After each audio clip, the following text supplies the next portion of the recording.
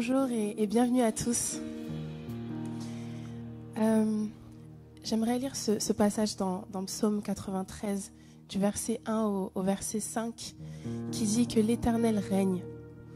Il est revêtu de majesté, l'Éternel est revêtu, il est ceint de force. Aussi le monde est ferme, il ne chancelle pas. Ton trône est établi dès les temps anciens. Tu existes de toute éternité. Les fleuves élèvent, ô Éternel, les fleuves élèvent leur voix. Les fleuves élèvent leurs ondes retentissantes. Plus que la voix des puissantes eaux, des flots impétueux de la mer, l'Éternel est puissant dans les lieux célestes. Tes témoignages sont entièrement véritables. La sainteté convient à ta maison, ô Éternel, pour toute la durée des temps. Amen. Et ce matin encore, mais quelle grâce d'être ensemble, d'être réunis comme une seule et même famille en Jésus. Et pour vous qui peut-être ne l'avez pas encore accepté, sachez que vous pouvez faire partie de cette famille. Il a déjà payé le prix pour que vous puissiez librement faire partie de cette famille. Et Dieu veut nous rappeler encore ce matin qu'il est puissant. Qu'il est puissant. À travers ce passage, il nous rappelle sa puissance et on va l'élever ensemble. Amen. Oh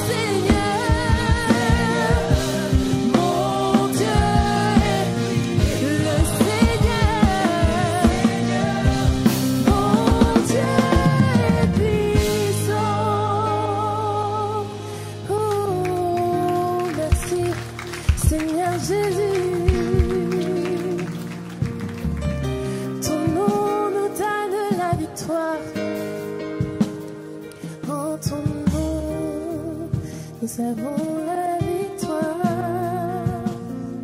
oh Seigneur.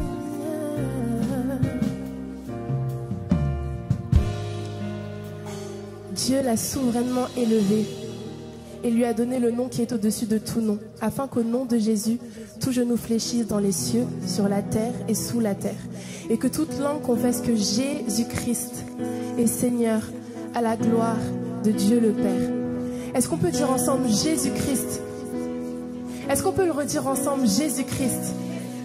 Quand on proclame le nom de Jésus, il se passe des choses. Il est le nom au-dessus de tous les autres noms.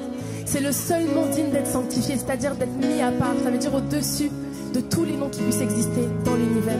C'est le nom de Jésus.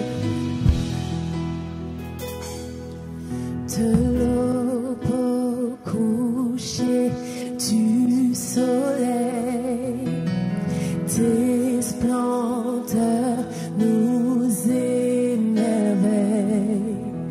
et notre cœur d'enfant répond en glorifiant ton nom, chantons ton nom, ton nom. Ton nom.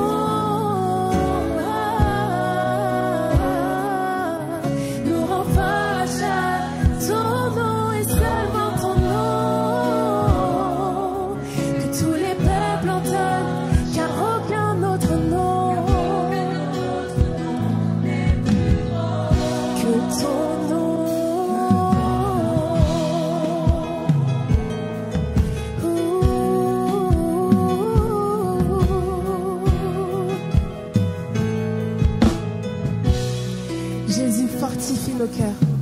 Jésus fortifie par ta grâce et ta grandeur.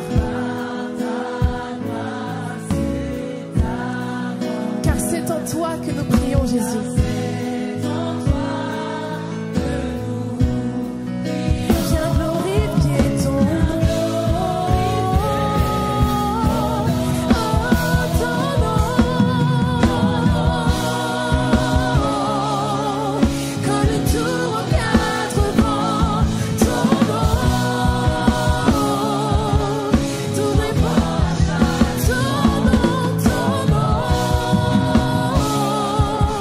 Que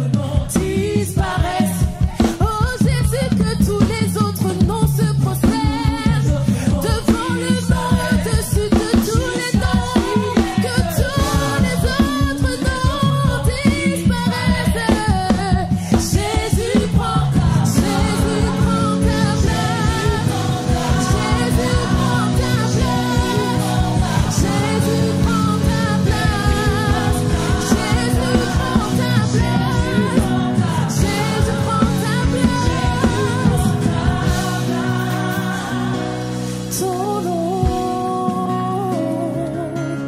comme une tour aux quatre vents, ton nom.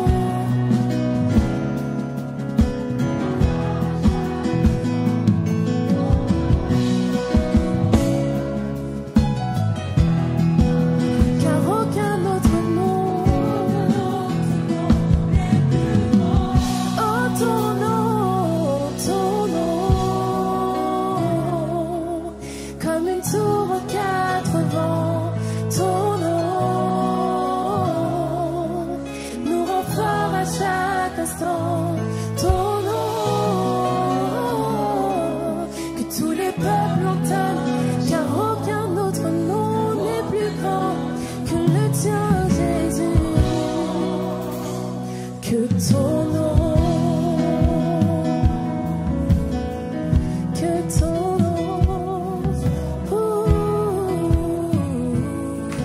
Est-ce que quelqu'un est libre ce matin? Est-ce que par le sang de Jésus et dans le nom de Jésus, nous sommes libres?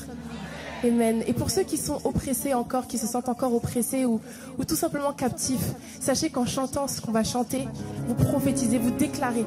Même si vous ne le voyez pas encore, parce que vous l'aurez déclaré, vous crierez quelque chose et vous appellerez votre délivrance. Amen. Chantons ensemble, les offrandes vont passer, les personnes en charge des offrandes vont passer et nous allons prendre ce chant.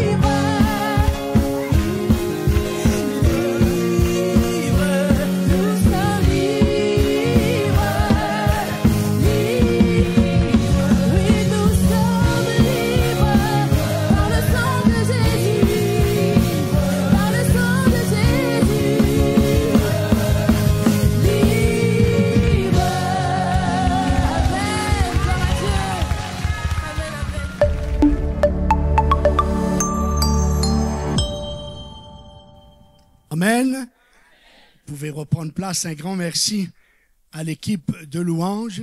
Pour ceux qui n'ont pas eu le temps cette semaine, faire le fitness, alors vous avez eu l'occasion de le faire ce matin. Amen. Que Dieu soit béni pour ce temps qu'il nous donne. Bienvenue à chacun. Nous voilà revenus après 3 mois. Alors demandez à quelqu'un à côté de vous là s'il sait qui je suis. Non, nous n'étions pas en vacances, hein? Pas encore. Ça va venir. D'abord, un grand merci à tous ceux qui, pendant tout ce temps de mission, nous ont accompagnés, mon épouse et moi, par la prière. Et donc, un grand merci à chacun. Chaque fois, je poste aussi sur le groupe d'intercession et les frères et sœurs nous portent, nous soutiennent dans la prière, car c'est ça la réussite, c'est ça le secret, c'est ça le succès d'une mission, c'est l'intercession. Amen. Donc, chaque dimanche, nous étions dans une église, soit que la journée du dimanche, soit samedi dimanche, soit le vendredi, samedi dimanche, et bien des villes, vous le savez aussi, 18 jours en Belgique, et ces derniers week-ends, c'était à Chanteloup-les-Vignes, à Aubonne avec pasteur Olivier, et nous revenons de ce week-end de 3 jours avec le pasteur Michel, qui vous salue d'ailleurs, et toute sa petite famille, son épouse, à Avranches, en Normandie, où nous avons été vraiment bénis par le Seigneur. Et on a été accompagnés, donc, pour la première fois, par quelques frères et sœurs de Musique Connexion. Et Dieu voulant, je pense que c'est une bonne chose. Je l'ai tellement fait dans le passé. Et je pense que plusieurs, quand nous venons comme cela, nous demandent de revenir et de revenir, si c'est possible, avec une équipe de louanges. Et je pense que c'est une bonne chose de partager le ministère, de partager notre vocation, de partager notre service, de partager les talents, les dons que Dieu nous a donnés. Amen. Bienvenue donc à tous et à chacun. Notre thème ce matin, 3 mots, Dieu me connaît. Je vous invite dans la lecture du psaume 139, le verset 1 à 5. Et je vous inviterai à la maison de lire entièrement ce psaume de David, qui est tellement profond par rapport à la connaissance de Dieu sur nos vies, par rapport à la grande connaissance de Dieu sur qui nous sommes. Et c'est tellement bénissant de le savoir. Éternel, tu me sondes, verset 1er, et tu me connais. Tu sais quand je m'assieds et quand je me lève, tu pénètres de loin ma pensée. Tu sais quand je marche et quand je me couche, et tu pénètres toutes mes voies. Car la parole n'est pas sur ma langue que déjà, ô Éternel, tu la connais entièrement. Tu m'entoures par derrière et par devant, et tu mets ta main sur moi. Amen. Amen. Nous conclurons ce temps de méditation par un moment de prière, toujours avec le psaume 139. Nous y reviendrons aux 2 derniers versets où David prie et on va se joindre à lui pour que Dieu puisse le conduire dans les bonnes voies. Amen. Quelqu'un a dit que malgré les avancées des sciences sur la vie, la génétique, la psychologie, l'être humain demeure une énigme. Seul Dieu le connaît véritablement. Et c'est pour ça que si vous lisez le verset 6, vous verrez que David dit, c'est une science qui me dépasse. Elle est au-dessus de ma portée. Alors, le but du message, j'aime toujours emmener l'auditoire et vous aider à savoir où je veux vous conduire et quel est l'objectif de cette méditation. Le fait de savoir que Dieu me connaît, avant même que je ne sois conçu dans le ventre de ma mère, qu'il sait tout de moi, va m'aider à vivre cette réalité, et cela aura 2 effets salutaires. On va dire, ça englobe 2 effets, mais dans ces 2 effets, il y a une multiplicité d'effets. Le premier effet, cela produira dans ma vie, tout au long de ma marche chrétienne, une sainte crainte de Dieu. Vous savez que la crainte de Dieu signifie un saint respect ou une manière pour nous d'honorer le Seigneur. Ça va produire aussi une communion vraie, une communion profonde, dépouillé de toute fausse apparence et de tout faux semblant. D'accord? Deuxième effet, cela produira pour ma foi un vrai boostant, hein, une force, une grande confiance grandissante chaque jour dans ma relation, dans mon intimité avec Dieu. Donc retenez bien ces recto verso, hein, parce qu'on va développer tout ça dans quelques instants. Ça va produire aussi dans mon cœur une protection rassurante, car nous l'avons lu, verset 5. Tu es devant moi, ça parle de mon devenir. Tu es derrière moi, ça parle de mon passé. Tu m'entoures, ça parle de tous les côtés. Ta main est sur moi, ça parle du présentement. Passé, futur, présent. Et c'est ce Dieu-là qui veille sur nous, qui a le regard fixé sur nous et qui me dit « je te connais » et qui va nous encourager. Amen. Cette connaissance permanente de Dieu me connaît va influencer la qualité de ma relation avec Dieu et avec les autres. Car j'aurai constamment cette réalité dans mon cœur et devant mes yeux, à savoir que Dieu me connaît. Je vous propose de revenir à ce psaume 139. On va essayer un petit peu plus le détailler et mieux comprendre avec d'autres traductions. C'est important quand vous méditez les Écritures d'aller vérifier d'autres traductions. Ça vous, non pas d'autres interprétations, c'est des traductions, pas des interprétations. Et ça va vous aider à avoir une meilleure pensée centrale de ce que l'Écriture veut nous enseigner. Éternel, tu me sondes et tu me connais, verset 1er. Ou encore, Seigneur, tu regardes jusqu'au fond de mon cœur et tu sais tout de moi. Wow. Tu sais tout de moi. Ou encore, tu pénètres de loin ma pensée. Alors, Élisée était dans le coin là. Voilà, j'ai cherché quelqu'un qui puisse bien, voilà. Hein, oui, je t'invite, Élisée. Ah, vous savez, dans ce texte que nous venons de lire, il y a plusieurs mouvements que David exprime et qui en fait résument notre vie.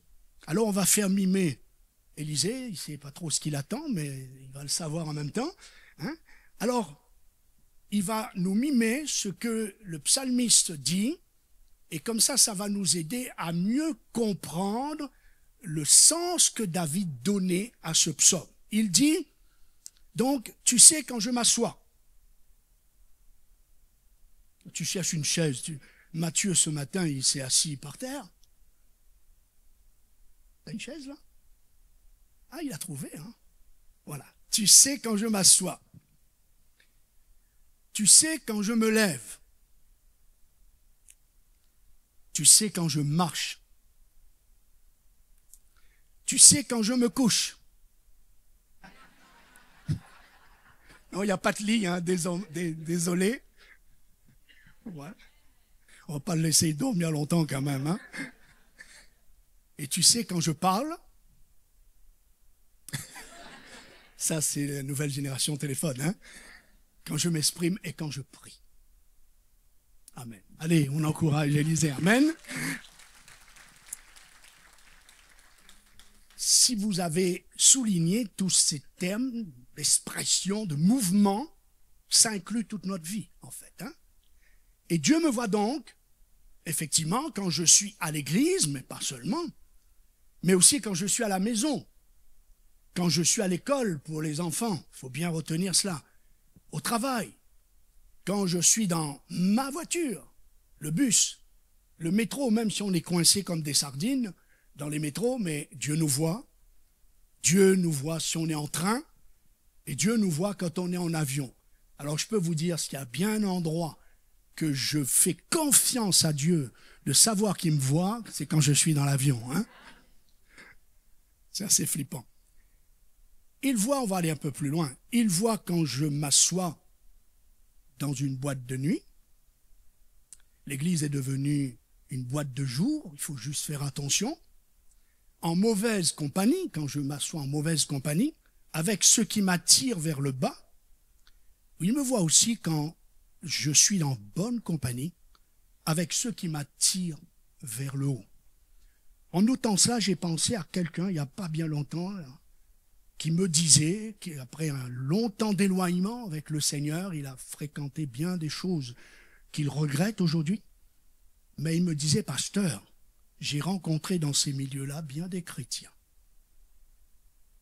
Alors, voilà, le message est important pour nous de savoir que Dieu nous connaît. Dieu nous connaît. Et il sait tout de nous et il nous voit. Amen. Et toi, si on posait la question, t'as fait quoi hier soir? Laisse pas répondre, hein? Vous allez répondre ça avec le Seigneur. Alors, ça me rappelle cet autre conseil du psaume 1er.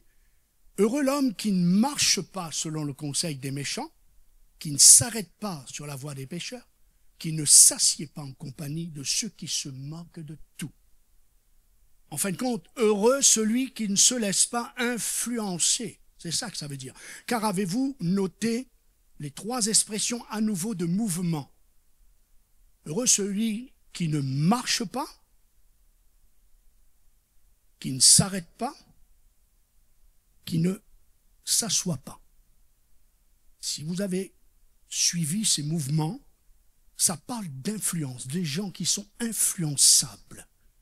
Et qu'on commence par marcher en mauvaise compagnie, et puis on s'y habitue tellement, on s'y arrête, et puis on s'habitue tellement qu'on s'assoit, on participe. Souvenez-vous de Pierre. Ça a commencé par Pierre suivait de loin. Il marchait. Puis il est venu, il a commencé à avoir froid, il s'est approché, il s'est arrêté près du feu. Puis il a dit, Pierre s'est assis. Donc avec les moqueurs, avec de ceux qui étaient en train de ridiculiser Jésus à côté, avant de l'emmener à être crucifié. Frères et sœurs, que Dieu nous garde d'être influençables et influencés. Amen.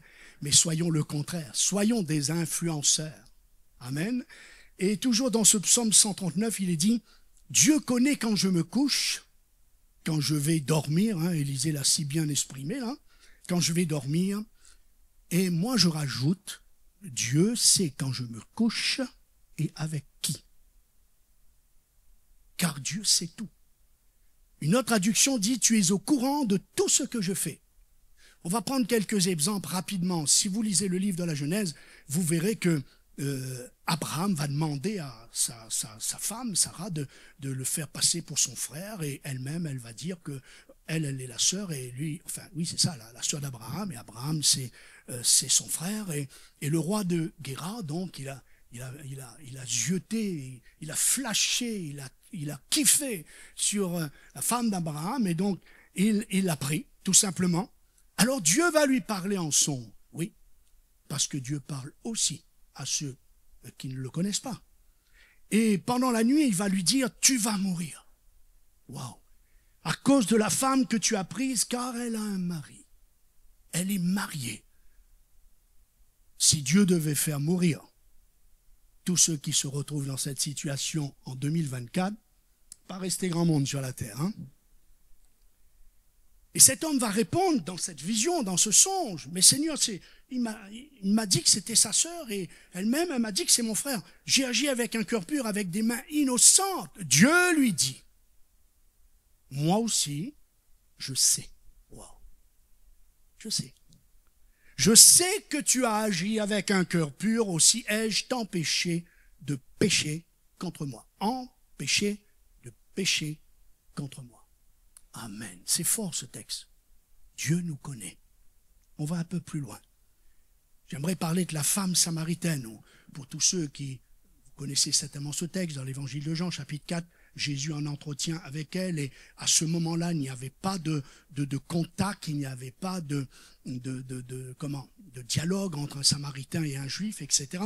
Et Jésus va emmener cette femme dans une soif de savoir plus, de connaître plus les choses de Dieu, et elle va dire, mais Seigneur, moi je veux de cette eau-là, je veux être désaltéré. Jésus va lui dire, appelle ton mari et viens ici, car quand Dieu veut bénir, il veut bénir la famille, il veut bénir le couple, amen. Et elle va répondre, j'ai point de mari. Jésus va lui répondre, on est d'accord.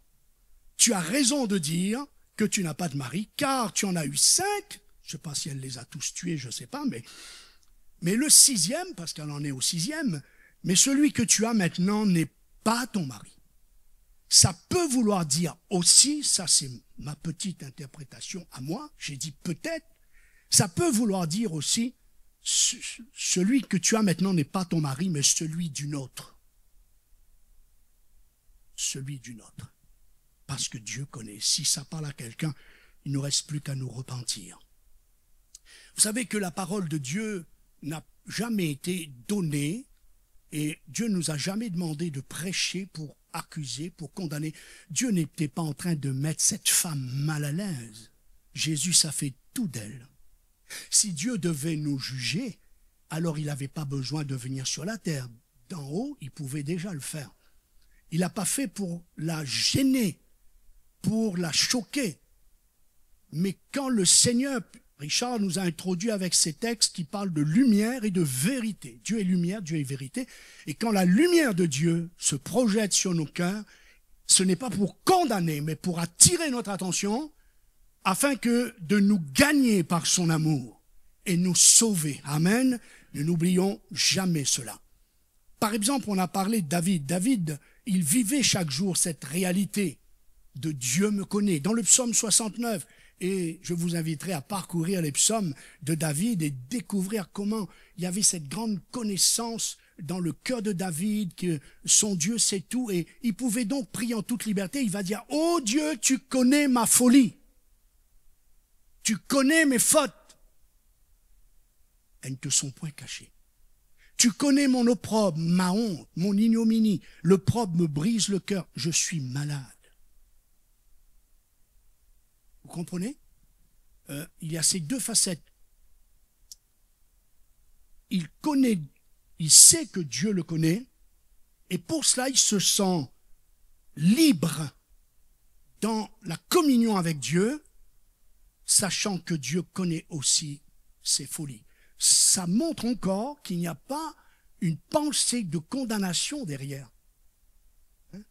David dit, tu connais mes folies, mais il le dit à un Dieu qu'il sait que ce Dieu-là l'aime et qu'il va tout faire pour l'en libérer. D'ailleurs, un autre psaume de David, toujours 142, il dit, de ma voix je crie à l'Éternel, je répands ma plainte, etc. Quand mon esprit est abattu au-dedans de moi, toi tu connais mon sentier. Ou encore, quand je perds courage, toi tu sais où je vais. Wow. C'est une grande force. Et il rajoute dans 2 Samuel, que pourrait te dire de plus, David? Tu connais ton serviteur. Tu connais ton serviteur. Je prie pour que Dieu nous révèle cette clé, cette réalité, que Dieu nous connaît. J'ai pris le verbe révéler. Car la Bible dit que c'est la révélation de ta parole qui est claire et qui donne l'intelligence aux simples. Pas la connaissance. Nous pouvons tous avoir la connaissance de ce que je suis en train de dire ce matin, mais ça ne nous empêche pas de faire des choses qui sont contraires à la volonté de Dieu, mais parce que l'on n'a pas la révélation. Depuis tout jeune, Dieu m'a appris à faire la différence. Et bien des vérités, je ne demande pas à Dieu de me l'enseigner, je la connais.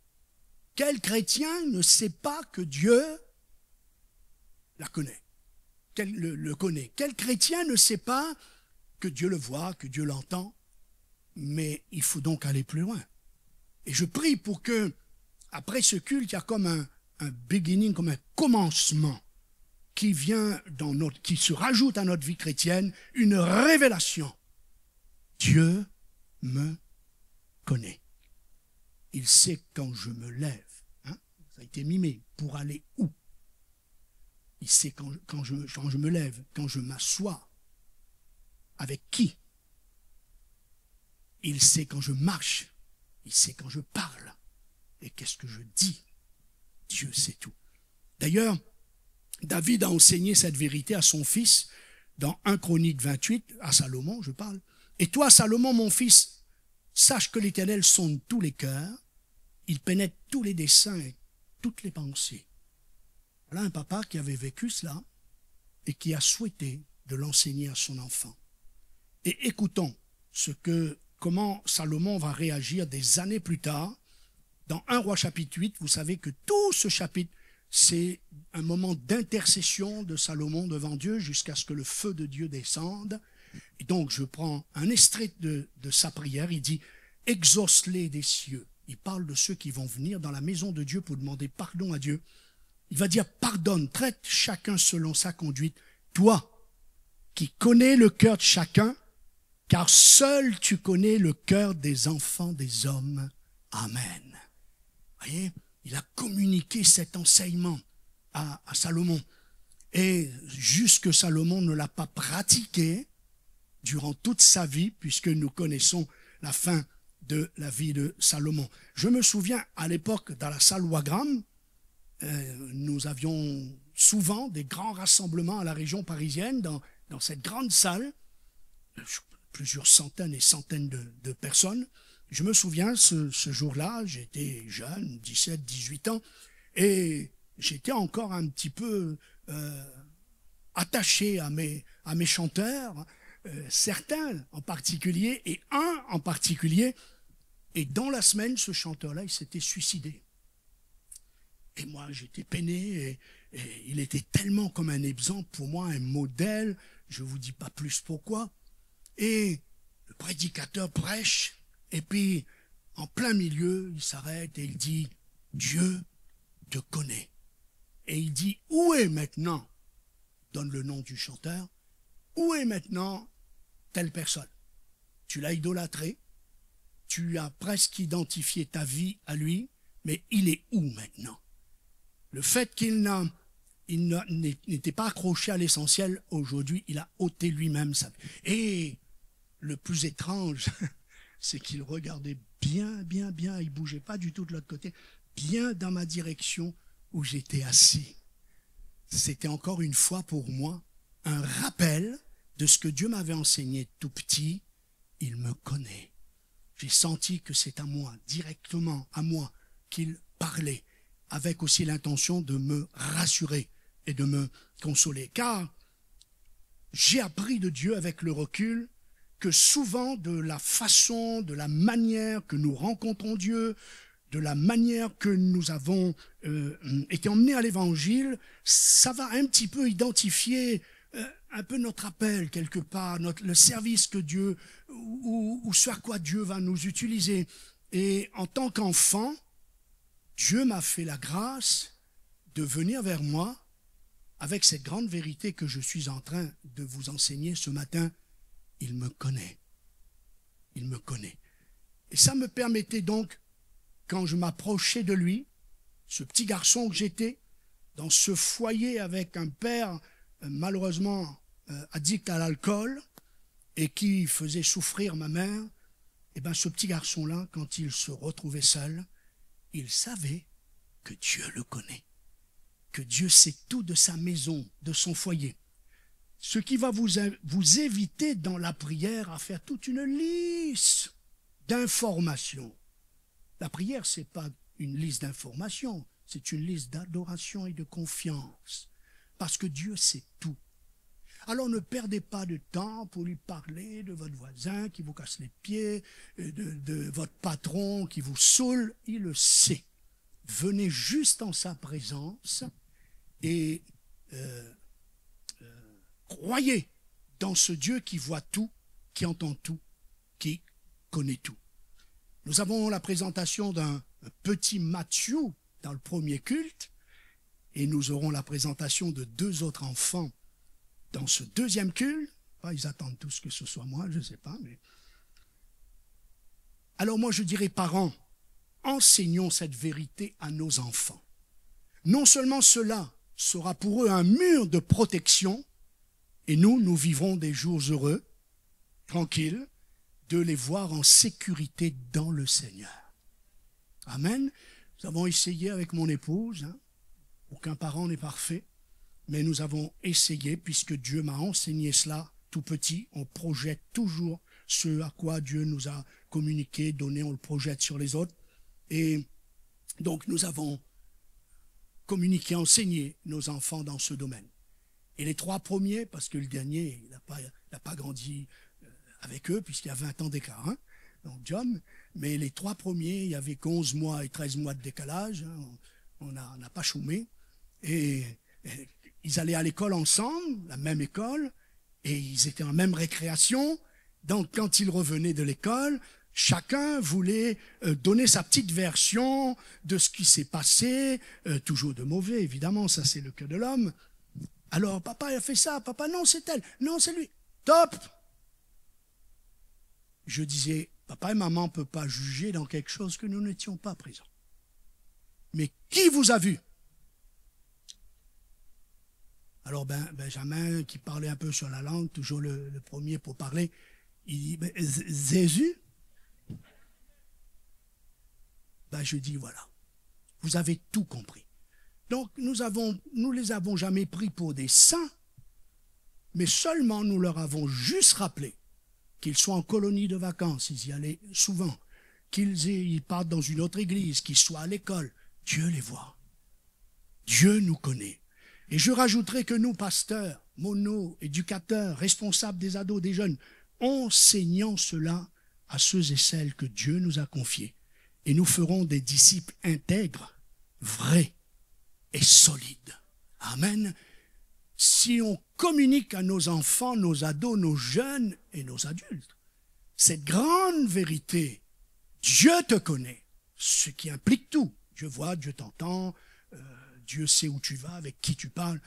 Je crois que ça va créer une vraie crainte, une sainte crainte.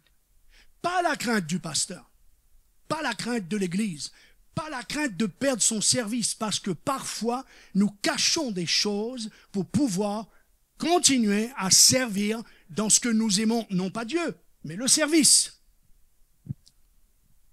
Je sais pas, mais je crois. Il y a des échos et tout ici. Hein.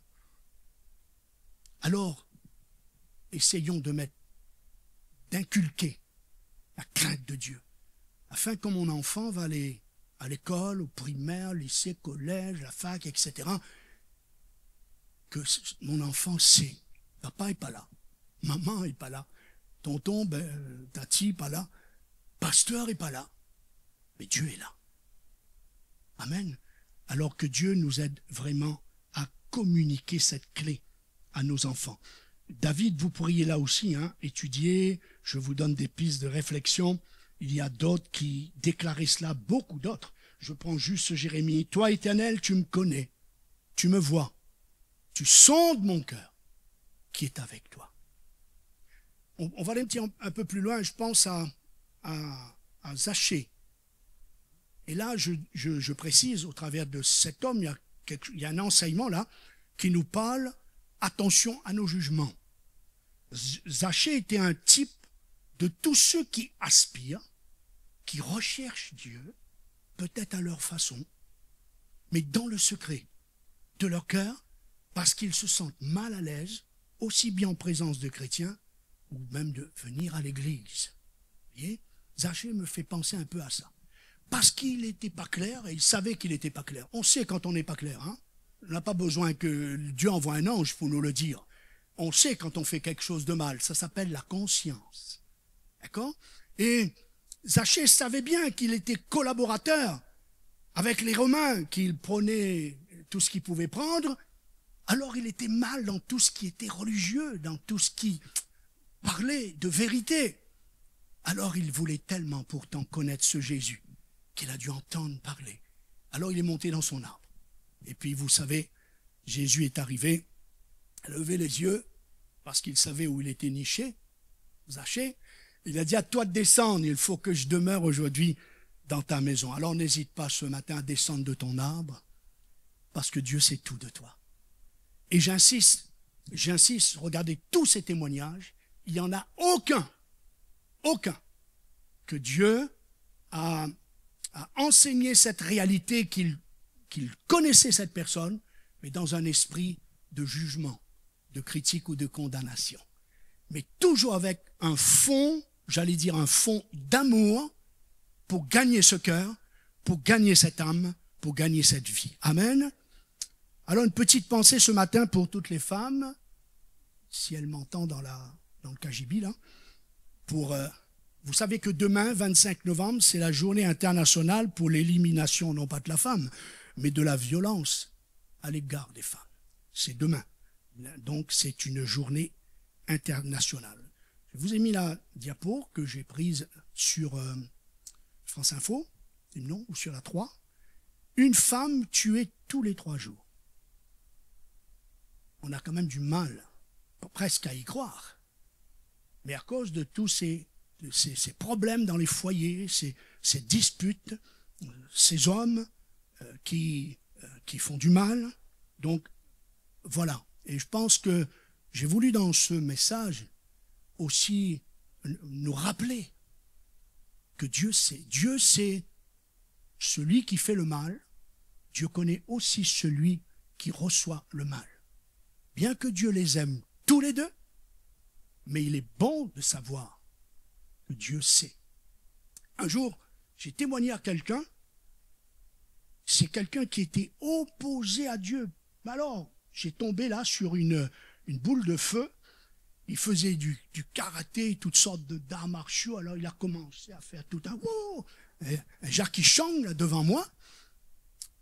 Dieu m'a aidé, extérieurement, intérieurement, ça ne voyait pas, hein, mais extérieurement, il m'a aidé à rester calme. Et il me disait toutes sortes de choses. J'ai pu juste, écoute-moi, que tu y crois. Tu y crois pas. Ne pas y croire, ça ne changera pas les choses. Un jour, tu devras rencontrer Dieu. Je peux vous dire que ça l'a calmé le gars. Son karaté, il a oublié. Et il est parti. Bon, j'ai dit quand même merci Seigneur de m'avoir protégé. Hein. À ce moment-là, je pesais 35 kilos tout mouillé. Donc, Dieu m'a gardé. Amen. Je fais ma petite blague, c'est pour vous enseigner. Dites à vos collègues. Vous verrez comment ça marche, comment c'est quelque chose qui... Parce que nous sommes des créatures, des créations de Dieu. Quand tu dis à quelqu'un, Dieu te connaît. Dieu sait ce que tu fais, quand tu le fais, avec qui tu le fais. Tu sais, c'est pas bien ce que tu fais, parce que Dieu te voit. Je peux vous garantir, chrétien ou pas chrétien, exercez cela avec amour, vous allez attirer cette personne. J'avais un collègue au travail où tout le monde se moquait de lui dans la société, tout le monde le disait qu'il était bizarre, il était insensé, enfin, on avait tout sur son dos. Et puis Dieu m'a interdit d'ouvrir la bouche, Dieu m'a interdit de me joindre aux autres pour dire cela. Et c'est vrai que c'était visible. Et puis j'ai essayé de m'approcher, j'ai essayé, voilà, de lui témoigner, mener à l'église. Et un jour, il a ouvert son cœur. Waouh! Une vie que je ne souhaite à personne, qui a déséquilibré son présent, son présentement. Donc, les autres avaient une image de l'effet et non de la réalité de sa vie. Frères et sœurs, faites très attention. Que Dieu nous aide, car si on a cette révélation que Dieu me connaît, on va aussi avoir cette révélation que Dieu connaît l'autre, et ce n'est pas à moi de parler de quoi que ce soit, parce que je risque de passer complètement au-dessus de la réalité que seul Dieu peut voir dans son ciel. Amen. Alors je reviens sur ces femmes. Je pense à Abigail, par exemple, avec un mari méchant, un cœur dur. La Bible ne dit pas tout, mais on peut supposer certaines choses. Je pense à Agar, dans le désert, femme qui a vécu 2 fois de l'injustice. La première fois, comme la deuxième fois, elle s'est retrouvée dans le désert. Et la première fois, Dieu va venir à sa rencontre, comme la deuxième fois d'ailleurs, mais je veux dire que la première fois, Dieu est venu à sa rencontre près d'un puits. Savez-vous comment cette femme a donné le nom de ce puits, Ata El Road, si ça se prononce comme ça, hein, c'est de l'hébreu, qui veut dire le Dieu qui me voit. Ou encore le puits du vivant qui me voit. Une deuxième fois à nouveau, elle est dans le désespoir, elle pleure, elle se cache, elle fuit devant ses responsabilités, pas de son plein gré, mais parce qu'elle n'a aucun moyen d'y faire face, elle n'a aucune solution, elle est seule. Peut-être quelqu'un s'identifie à cela ce matin, mais Dieu la connaît, comme Dieu te connaît, et il voit toutes choses.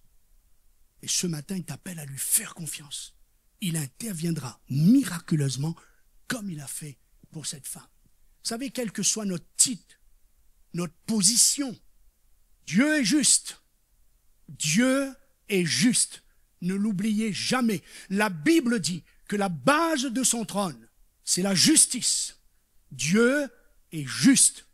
Quand nous sommes injustes envers notre épouse, notre mari, nos enfants, nos petits-enfants, nos amis, etc., n'oublions pas, Dieu est juste. Et c'est pas parce que quelqu'un est inconverti que Dieu va davantage être à mes côtés qu'à ses côtés, car Dieu nous aime autant. Heureusement pour moi. Parce que si Dieu attendait que je sois un chrétien pour m'aimer, personne ne serait sauvé. Ma mère me disait un jour, mais moi je ne suis pas comme toi, j'ai pas cette sensibilité pour Dieu que tu as eue depuis tout petit. Moi, elle m'a dit carrément, moi je n'aime pas Dieu. Je dis, maman, il est écrit que l'amour de Dieu consiste, la consistance de son amour, consiste non pas en ce que nous l'avons aimé, mais de ce qu'il nous a aimés et qu'il a donné son Fils pour nous. Amen, pour prouver son amour. Alléluia. Alors faisons, oui, on peut acclamer le Seigneur, on a le droit, hein. Alors si Dieu te connaît, tu dois aussi savoir que Dieu est juste. Donc, envers toutes ces femmes, que Dieu qui entend les cœurs, que l'Église, je vous dis ça aussi, un but, hein, que nous soyons les porte-paroles de ces femmes, que nous ayons des sensibilités pour voir ce qu'on ne nous montre pas. Qu'on ait une sensibilité de l'esprit pour voir avec les yeux de Dieu que derrière un sourire, comme dit Victor Hugo, peut se cacher un coup de poignard. Que Dieu nous aide parmi les collègues de travail d'avoir les yeux de la foi, l'oreille spirituelle assez ouverte pour discerner cette personne qui est en face de nous et d'être une parole de Dieu pour cette personne. Amen. Alors que Dieu bénisse donc toutes ces femmes en souffrance. On va un peu plus loin. On a Nathanaël sous le figuier. Et quand Jésus l'a appelé, Jésus a dit, voilà quelqu'un qui n'a pas en lui un esprit faux. Le gars était étonné, il dit, mais, en voulant dire, mais on ne s'est jamais vu, on ne s'est jamais connu, on ne s'est jamais parlé. Comment tu sais ça? Alors Jésus va répondre, avant que Philippe t'appela, quand tu étais sous le figuier, je t'ai vu. Donc j'attire votre attention sur deux choses. Dieu sait quel esprit nous anime. Dieu sait de quel sentiment nous sommes animés. Dieu sait quel état d'esprit nous sommes animés. Et Dieu sait aussi ce à quoi on pense sous un figuier, sous un manguier, sous, je sais pas moi, sous votre véranda, dans votre cuisine. Dieu dit avant qu'il t'appelle, je t'ai vu. Amen. Il sait lire aussi dans les cœurs ce qui est faux. Là, il avait vu en Nicodème quelqu'un de vrai. Et là, au travers du serviteur d'Élisée, qui lui a été un homme menteur, cupide, faux, et qui a essayé de prendre la récompense que son maître a refusée. J'abrège mon histoire, vous trouverez ça dans 2 Rois chapitre 5, 19. Et puis il va prendre cette récompense, mais par le mensonge, par la cupidité. Et Élisée lui dit, mais t'as été où là? Je t'ai cherché, je t'ai pas trouvé. Ah, j'étais nulle part. Élisée il dit, mais tu crois que je t'ai pas vu? Tu crois que mon esprit était absent quand ce roi est venu vers toi pour te donner des biens, pour te donner de l'argent? Et il dit, est-ce que tu crois que c'est le temps de s'enrichir? Donc Dieu nous voit d'une manière en tant que Dieu, mais par l'action du Saint-Esprit, Dieu peut nous révéler aussi des choses. Mais attention, le discernement des esprits, ce n'est pas le discernement des démons et ni le don du jugement. Des personnes disent qu'ils ont le don du discernement et critiquent tout le monde. Ce n'est pas un don de critique, ce n'est pas un don de discernement des démons, parce qu'ils voient des démons partout, mais c'est le discernement des esprits. Ça veut dire aussi bien mal, aussi bien l'ange déçu comme l'ange qui est resté fidèle au Seigneur, peut bien discerner l'état d'esprit, de fausseté de quelqu'un, comme il sait discerner l'état d'esprit de quelqu'un de généreux, de bon, de gentil, etc. C'est juste pour que nous ne confondons pas dans les dons spirituels. Dieu me connaît et mes paroles aussi, Dieu les entend. Élie le prophète, en Israël, il rapportait, il était capable de révéler, une autre traduction dit, au roi les paroles que tu dis, que tu prononces dans ta chambre. Le gars, un roi voulait combattre un autre roi, et chaque fois il avait une stratégie, la stratégie était découverte. Alors il dit, bon les gars, il y a un traître au milieu de nous, il faut qu'il se dévoile, comme si que le traître allait se dévoiler. Mais ça, c'est une autre histoire. Et un des soldats dit, non, il n'y a pas de traître au milieu de nous. Mais il y a un prophète là-bas, il s'appelle Élisée. Il est capable d'aller dire à son roi ce que tu dis dans la chambre à coucher. Vous savez, mon épouse, des fois, c'est toujours le soir qu'elle veut qu'on parle de sa grand-mère, de toutes ces choses. Moi, je dis, je dors, la chérie. Dieu sait de quoi nous nous entretenons et parfois sur qui nous nous entretenons. Bien-aimés, si nous voulons être une église forte, si nous voulons être un peuple d'intercession, comme mon frère pasteur Nicolas vous en parle à chaque fois et qu'il est lui-même, vous savez, responsable dans l'équipe pastorale de la région parisienne de l'intercession. Si nous voulons être une église efficace dans l'intercession et surtout efficace face aux puissances des ténèbres, alors soyons vrais. Parce que Dieu nous connaît. Il entend dans Nombre 11.1, il est parlé des murmures.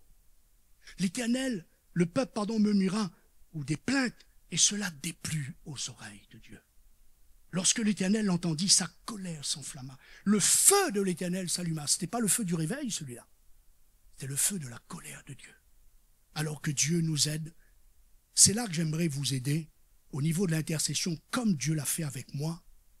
Tu ne peux pas, c'est pas possible, tu peux pas me dire que tu es convaincu que Dieu t'entend quand tu pries, que Dieu t'entend quand tu passes des moments difficiles, que Dieu entend quand tu lui demandes un travail, une épouse, un mari, que Dieu entend quand tu pries pour tes enfants, et que tu as juste oublié que Dieu t'entend aussi quand tu murmures, quand tu critiques, quand tu fais du mal aux autres.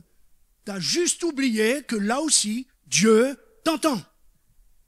Est-ce que vous me suivez? C'est pas possible. Il faut que nous réalisions on fasse une révision, pas réalisons, mais une révision de ce que je suis en train de dire. Si j'ai la révélation que Dieu m'entend, que je viens, je prie, Dieu voit quand je jeûne, quand je lis sa parole, quand je cherche sa face, n'oublie jamais qu'il est le même Dieu qui t'entend quand tu dis autre chose, quand tu fais autre chose. Alors je termine avec cette parole.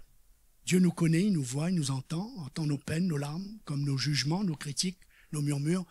Il y a un proverbe ou un psaume là de mémoire qui parle des 7 choses que Dieu est. Proverbe ou psaume? 7 choses. Regardez le 7e.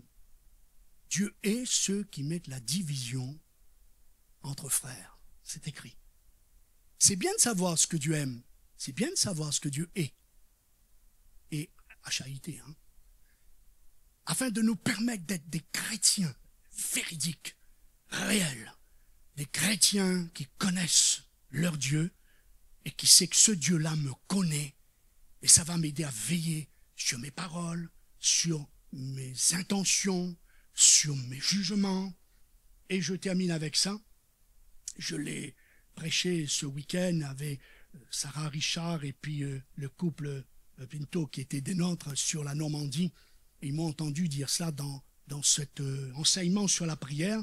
C'est un point que je développe dans le tome 2 et qui nous invite, on va s'inviter mutuellement à se poser la question, pourquoi prier?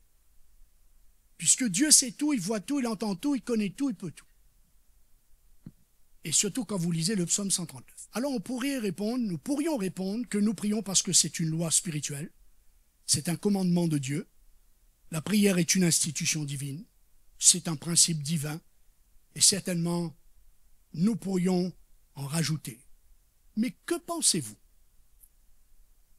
La prière ne serait-elle pas un moyen que Dieu a institué afin de passer du temps de qualité avec nous de nous conduire par son esprit là dans le lieu secret, en sa sainte présence. Vous me suivez? Oui, tout cela, ce que nous avons dit plus haut, c'est une réalité. Mais la réalité n'est pas la vérité. Ça, c'est une partie de la réalité. Mais la vérité, ne serait-ce pas que Dieu a choisi ce moyen parce que le péché m'a séparé de lui et je lui manquais tellement que Dieu m'a donné ce moyen pour venir en sa présence, pour causer, pour parler, pour discuter, pour échanger, pour lui parler des autres que j'aimerais les voir sauvés. Alors je vous laisse y réfléchir. Je vous propose qu'on se lève tous ensemble. Je l'ai dit qu'on terminera par la prière du psaume 139, versets 23-24. Dieu voulant, nous poursuivons ce thème mardi soir dans notre étude biblique. Je vais lire et je pense que j'aimerais plutôt vous inviter à faire avec moi, avec David, cette prière. Elle est profonde, elle est vraie. Sonde-moi, ô Dieu, parce que nous ne nous connaissons pas nous-mêmes, mais Dieu nous connaît. Alors sonde-moi, ô Dieu, et connais mon cœur. Ô Dieu, regarde jusqu'au fond de mon cœur. Éprouve-moi et connais mes pensées. Sache tout de moi, reconnais mes préoccupations profondes que j'ignore parfois. Regarde si je suis sur une mauvaise voie et conduis-moi sur la voie de l'éternité ou sur le chemin qui a toujours été le tien. Le chemin qui a toujours été le tien. Est-ce qu'on peut s'unir à ce psalmiste David? Est-ce qu'on peut élever nos cœurs? Tu as une connaissance profonde. Peut-être même ce que tu as pensé, cru jusqu'aujourd'hui. Si l'Esprit de Dieu vient et te sonde, ça peut nous surprendre et nous emmener plus loin dans notre relation avec Dieu et dans notre relation avec les autres. Prions ensemble. Alléluia, merci Seigneur. Alléluia, merci Seigneur. Merci pour ta parole, elle est vraie. C'est la vérité que vous connaîtrez, la vérité vous affranchira. Seigneur, merci pour les Écritures, paroles inspirées de toute éternité. Seigneur, merci de ce que tu as parlé à nos cœurs ce matin. Et ma prière, oui, donne-nous la révélation de ta parole. Cette parole qui m'a enseigné ce matin que tu me connais. Seigneur, je veux me joindre avec mes frères et sœurs et ensemble nous nous joignons à la prière du psalmiste. Seigneur, sonde-moi, ô Dieu. Connais mon cœur. Seigneur, montre-moi le bon chemin, le vrai chemin, le réel chemin. Montre-moi ce qui est juste pour moi, ce qui va être bénéfique pour moi, ce qui va être une bénédiction pour moi. Seigneur, montre-moi, montre-nous ce à quoi nous devons nous éloigner. Seigneur, qu'à partir de ce jour, il y ait comme un commencement au travers de cette révélation, de cette clé que tu veux nous donner ce matin en sortant dans ce lieu. Dieu me connaît. Dieu me connaît. C'est ma force, c'est mon assurance. Dieu me connaît. Seigneur, merci. Nous prions pour que tu œuvres maintenant par le Saint-Esprit dans le nom puissant de Jésus. Amen. Est-ce qu'on peut acclamer notre Dieu? Amen.